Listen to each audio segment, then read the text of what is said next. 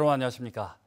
지난달 동국제강 포항 공장에서 크레인을 수리하던 30대 하청업체 노동자가 안전벨트 줄에 감겨 숨졌습니다. 현재 노동부 조사가 진행 중인데 MBC 취재 결과 당시 현장에 반드시 있어야 할 신호수가 없었고 무전 장비도 없었습니다. 박성아 기자의 보도입니다. 지난달 21일 하청업체 노동자 38살 이모 씨가 숨진 동국제강 포항 공장의 천장 크레인입니다.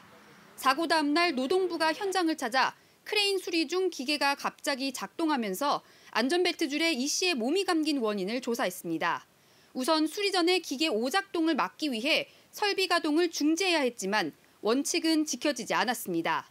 그런데 MBC 취재 결과 당시 노동자의 안전을 담보하기 위한 기본 인원이나 장비도 없었던 것으로 확인됐습니다. 20m 아래에서 위의 작업 현장을 볼 수 없는 천장 크레인의 특성상 바닥과 천장에 각각 한 명씩 신호수를 둬야 하는데 당시 천장에는 신호수가 없었습니다. 또 소음이 커 의사소통이 쉽지 않은 공장 환경에서 무전기는 필수지만 사고 당시 이 씨에게는 무전기도 없었습니다. 기계 오작동이나 만일의 사고가 있기 전 이 씨에게 경고를 줄 수단이 사실상 없었던 겁니다. 무전기도 안 주고 사람이 안 보이는 기계를 돌릴 수가 있습니까? 이거는 완전 고의적인 살인이라고 제가 생각하고요.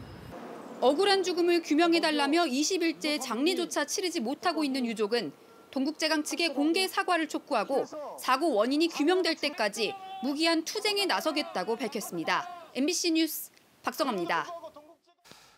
경북에서 코로나19 신규 확진자가 오늘 0시 기준 1,385명 발생했습니다. 시군별 신규 확진자 수는 포항 2,366명, 경주 846명, 울진 240명, 영덕 185명, 울릉 21명입니다. 사망자는 18명이 늘어 누적 936명입니다. 중증 환자 전담 치료 병상 가동률은 49.4%로 재택 치료 중인 확진자는 6만 4천여 명입니다. 울진 산불 피해 복구비로 국비와 지방비를 합쳐 모두 3,027억 원이 중앙재난안전대책본부 심의에서 확정됐습니다. 주택 전파, 반파 복구에 41억 원, 조립주택 제작과 설치에 79억 원, 농기계, 축사 구입과 재설치에 21억 원 등이 배정됐습니다. 산불 발생 이후 모금된 성금 748억 원도 주택 피해 복구에 투입될 계획입니다. 울진 산불은 10일간 466명의 이재민을 발생시키고 주택 258동 등을 소실시켜 1,717억 원의 재산 피해를 냈습니다.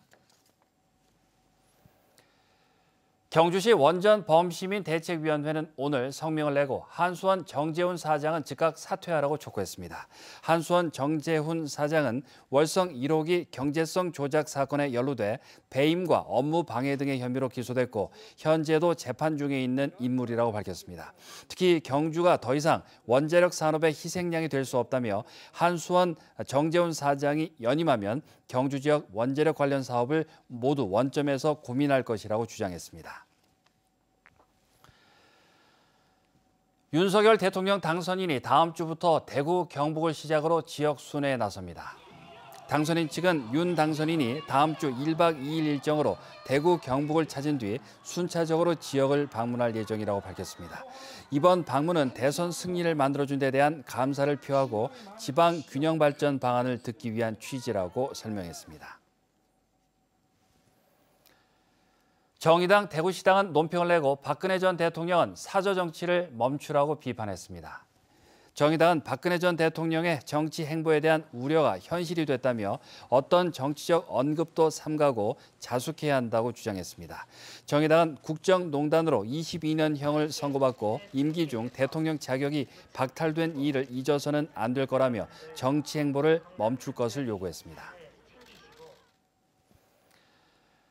전기 자전거 전문기업 EME 코리아가 경주에 퍼스널 모빌리티 및 2차 전지 공장을 짓습니다. 경주시는 EME 코리아, SMK와 퍼스널 모빌리티 및 2차 전지 배터리팩 생산시설 구축을 위한 협약을 체결했습니다.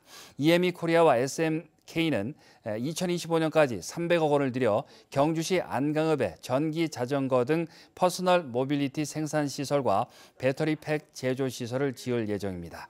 신규 고용 인원은 170여 명으로 안강읍 일대의 경제적 파급 효과가 기대됩니다. 4.20 장애인 차별철폐 경주 공동투쟁단은 오늘 성명을 통해 경주시가 탈시설 장애인 지역사회 자립지원 시범사업에 선정된 데 대해 적극 환영한다고 밝혔습니다. 또 경주시가 탈시설 시범사업을 통해 공공분야에서 장애인 자립기반 확충과 공적 지원 체계를 구축하길 바란다고 밝혔습니다.